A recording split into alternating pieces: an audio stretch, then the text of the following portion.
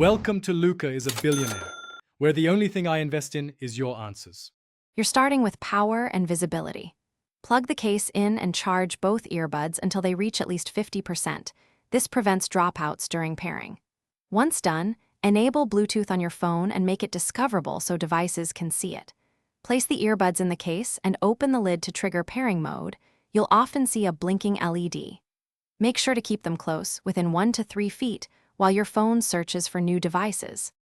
With the earbuds visible, tap the Kurdene name in your phone's Bluetooth list and accept any pairing prompts. This exchanges keys so audio is secure. If asked, grant permission for calls and media, otherwise one channel may be muted. Once paired, open audio settings and set media and call priority to the earbuds so sound routes correctly.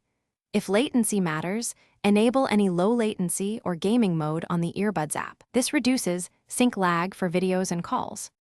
Finish by playing music and making a quick call to confirm left and right audio and microphone function. Swap ear tips if the fit affects bass.